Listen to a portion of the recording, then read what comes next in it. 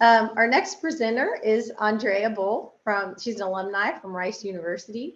Her presentation is entitled Real Rainbow Representation, the Do's and Don'ts of Ethical Marketing to LGBTQIA+ audiences. Thank you, Kim. I might have to just watch it from this perspective, which is not nearly as exciting. Is that big enough? Yeah, I can see. I think so. Yeah. Sorry, y'all. This is a bummer. I did transitions and everything, man. Okay. Anyway, hello, everyone. I want to start off by saying thank you so much for giving me the opportunity. I'm so glad we got to reschedule after October. I was really bummed to get COVID after avoiding it for so long. I'm really stoked to talk with you about this topic of study. It's really timely, it's topical, and it's also somewhat pop culture influenced. So I think it's going to be really in the same vein, the discussion. So please do participate. I'm also going to be playing some videos, so hopefully that shows up, and be sure your sound is on and up. I'm also going to have to switch over a little bit more often. So abstract wise, I really wanted to explore the ethics and the practices kind of surrounding marketing campaigns that are aimed at LGBTQIA audiences. In our visually represented world, capitalist society, we're kind of bombarded by advertising on a daily basis, Instagram, magazines, billboards, everything. So on the surface level, marketing campaigns like these really tick boxes for representation and just kind of existing in general. But do they really represent the queer community? Why does it matter? So methods that marketers use to aim these ads and kind of their goals in doing so, companies' business practices all factor in when it comes to converting the buying power and earning the trust of the audience that they're going after. It's a really multifaceted topic. First, there's going to be a basic understanding of marketing and advertising and history, ethics, and queer history. And then we're going to explore and kind of look at the intent of these ads by judging overall content, intended audience, messaging, design, and determine if they're ethical or kind of just more cogs in the marketing machine. So again, the power of a picture that you see emblazoned in Times Screen often means so much more to a marginalized group. Words that we end up screenshotting, retweeting, featured on The Daily Show kind of become part of our cultural lexicon. I'm super passionate about this topic personally, about kind of representation in the service of equity and justice, what it means to feel othered and kind of live life separated from mainstream society. As someone who worked in retail, higher ed, and marketing, I was really interested in this kind of intersection of niche audiences, marketing, and the LGBTQIA community, and like ethics, and why it can be really troubling and feel kind of icky sometimes. So it made me consider this from that perspective of a consumer, a marketer, and a queer person. Brief context, a content notification. We're going to talk about sex, sexuality, sexual orientation, and gender identity, and gender orientation. So just be aware.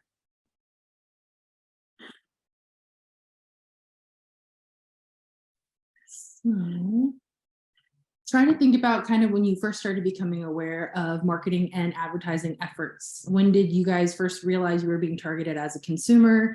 What are the first kind of commercials or maybe magazine ads or billboards that you can remember seeing as a kid? For me as a millennial, my mind goes back to watching cartoons on Saturday mornings. I grew up on Nickelodeon, Cartoon Network.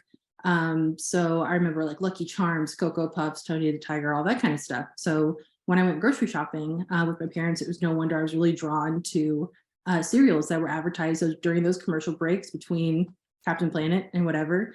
They capitalized on converting me using some really great marketing strategies that were designed to appeal to a 10-year-old. So bright colors, imaginative themes, fun cartoon-like brand ambassadors and mascots, super easy, memorable taglines, and prime running times. And that ties into those cereal ads working so well because Kellogg's knew their target customer. Most marketers are going to agree that the best way to promote a brand or product or service is to reverse engineer it and kind of start from the perspective of the consumer and then let that lead ad construction and campaigning. So knowing your audience is really key, and brands put obscene amounts of money into market research. You guys know this with Google and Meta, and everybody talking about Facebook right now. Excuse me, Meta. And understanding customers' habits, lives, how they live, all of these things go into that.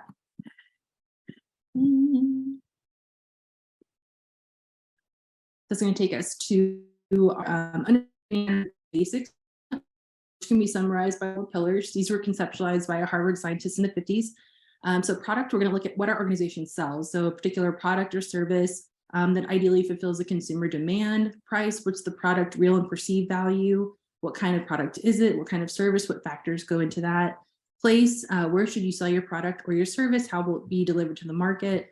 Will you have a brick and mortar store? Are you going to sell on social media? So the ultimate goal of this is kind of determine the best avenue to get them in front of customers most likely to buy them. And then promotion.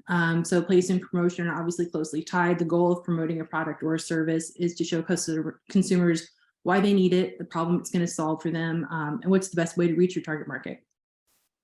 And then we've got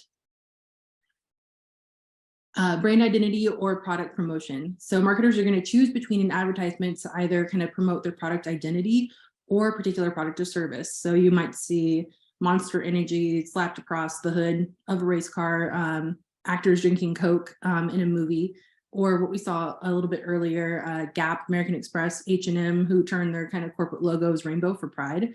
And the goal here is to create consumer awareness and saturation with the brand and its visual identity and its experience. So advertisers want to permeate certain spaces. And here we see Apple's Think Different campaign from the 90s, just this. And by contrast, a product advertisement that features our particular brand or service a brand is trying to sell. So in this example, you can see the 2014 iPhone 6 campaign saying that, you know, they're promoting a single product by highlighting particular selling points. So bigger size, great display. So they have different goals. And that brings us to ethical marketing and social responsibility. So many researchers believe that social responsibility is making an overall positive impact on society and the responsibility that businesses have for upholding kind of positive social action versus simply reporting or advertising accurate information to the public representing a product or a brand accurately. Interestingly, one is required and one is voluntary. So combining these two schools of thought, these are the kind of pieces I came up with to kind of encapsulate everything that I believe, and through research, a business should be searching for to represent products and market them ethically and socially responsibly.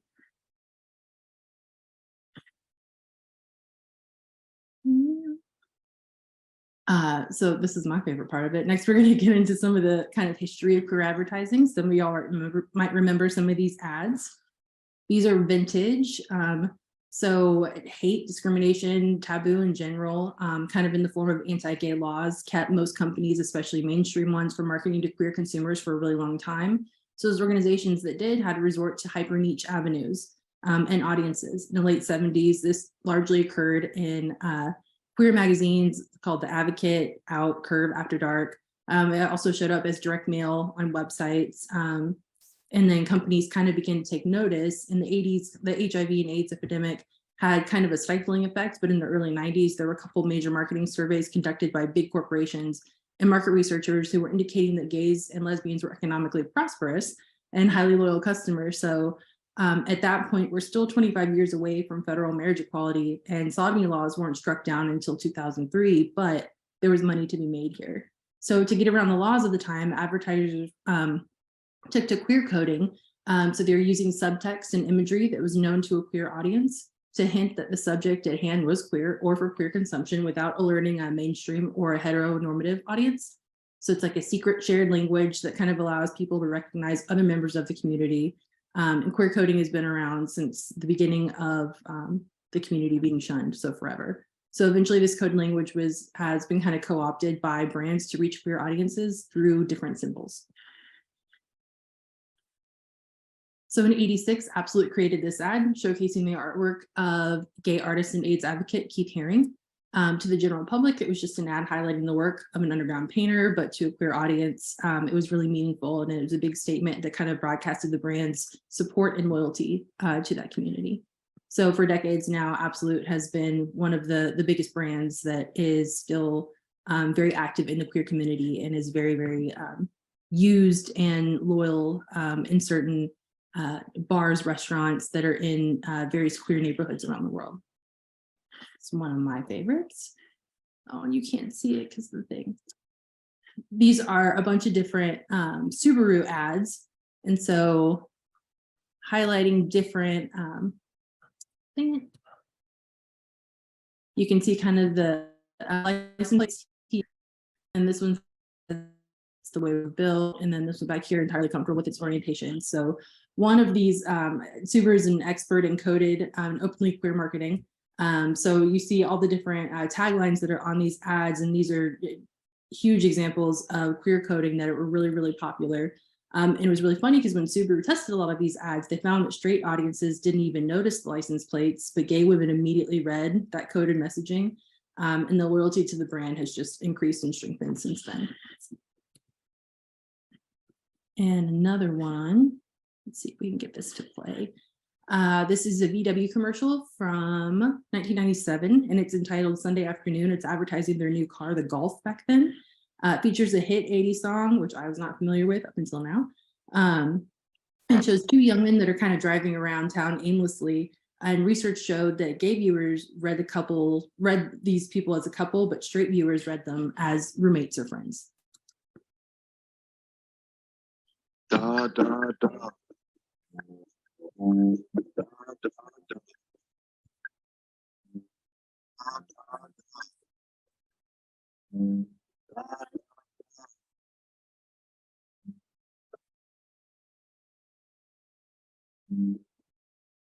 German engineered Volkswagen Golf. It fits your life or your complete lack thereof. I didn't think it was great, but apparently it absolutely broke boundaries back then. So marketing ethically, these brands understood the intricacies of what that means and how important it is to market to marginalized group. So they take everything we just discussed and they have to do it intentionally, right? So all of these things are so important. Firstly, having respect for and understanding the community, being socially proficient in the queer communities, knowing the issues and challenges that they face. Authenticity is demonstrating continuous, genuine interior and exterior congruence as a company. Intersectionality, understanding how different identities intersect and function as interactive, supportive parts of each other. And then lastly, how these all coalesce into outward support and representation that is consistent and meaningful. And I think this quote does a really nice job kind of elaborating on those points. This was featured in an Austrian store in Burger King, I believe 2 summers ago or last summer. And the social media ads featured 2 equal buns, giving consumers the option to buy these burgers with either 2 top buns or 2 bottom buns. It went viral on Twitter and it did not do well. A lot of gay Twitter really made fun of this, found it very reductive, and it kind of articulates that 2 of the same thing, i.e. gays or lesbians in this point. It's how queer relationships or queer sex works. So they left out a huge portion of the queer community. It also compares queer people to hamburgers, which is not a good look for a global brand. In addition to some pretty bold rainbow washing. So again, this is covered up. So bigger example of rainbow washing. Unethical marketing ploy where companies implement different initiatives to appeal to the queer community while not really genuinely investing in it.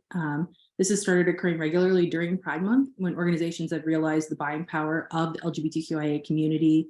You'll see corporations try and kind of hop on the bandwagon to gain some quick money, quick capital by adding a rainbow to their logos, making a few supportive posts on social media. This one for CVS was particularly hated on last summer because CVS financially was supporting a couple of Texas lawmakers in Congress who were trying to sponsor an anti-trans bill. And then another great quote from Cizik and Pounders. They were a huge part of my research that really encapsulate rainbow washing. So really emphasizing the importance of moving beyond slapping a rainbow on a product. Communities are so much more than that. And now with all those in mind, this one is one of my absolute favorites from Gillette. Growing up, I was always trying to figure out what kind of man I wanted to become, and I'm still trying to figure out what kind of man that I want to become. I always knew I was different. I didn't know that there was a term for the type of person that I was. I went into my transition just wanting to be happy. I'm glad I'm at the point where I'm able to shave.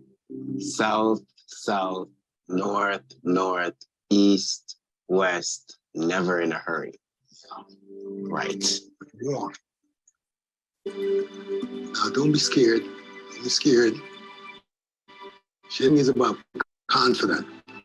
You're doing fine. You are doing fine. I'm at the point in my manhood where I'm actually happy. It's not just myself transitioning, it's everybody around me transitioning.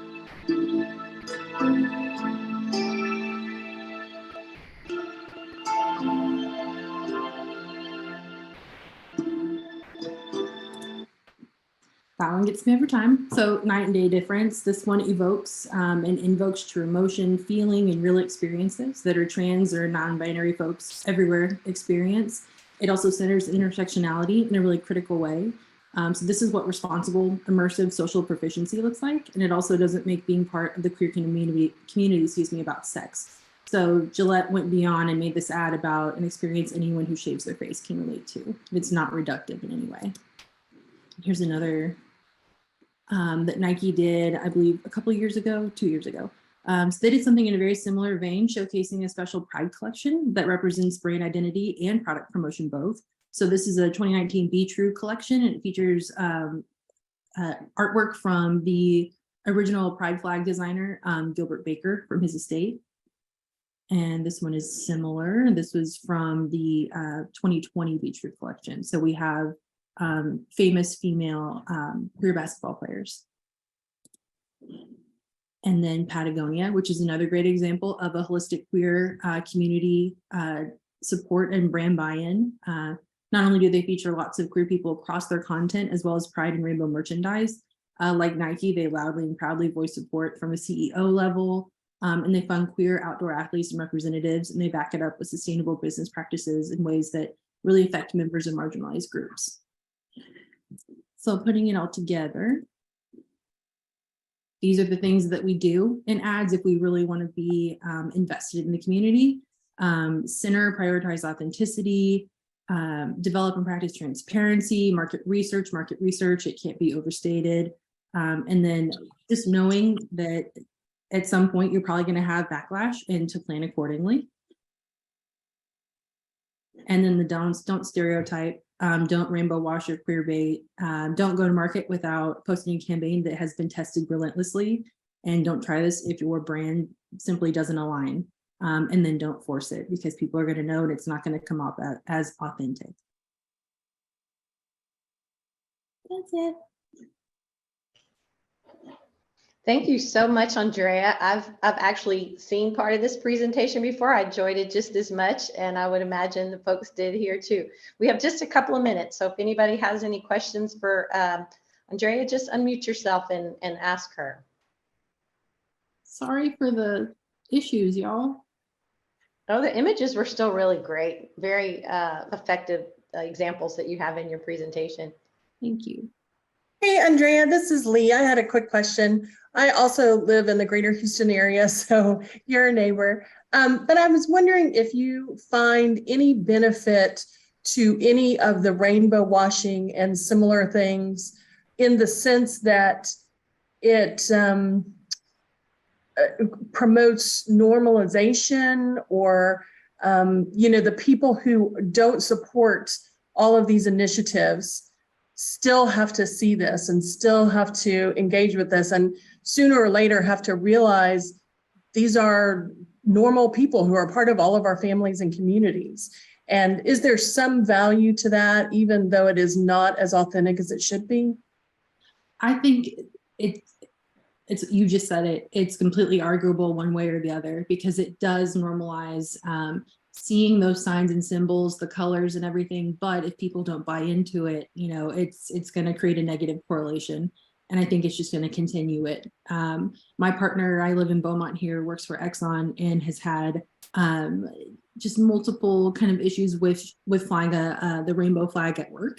In certain places, people are at the corporate office, absolutely 100%. They're super supportive of it.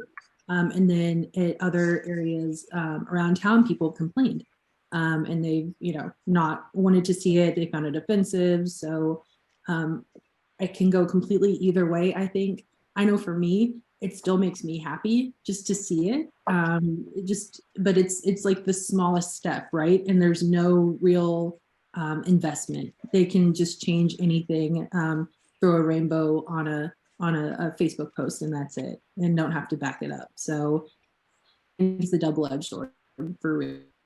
Right. I look forward to children growing up in a world where there are rainbows everywhere. So thank you for Same here. this. Same here.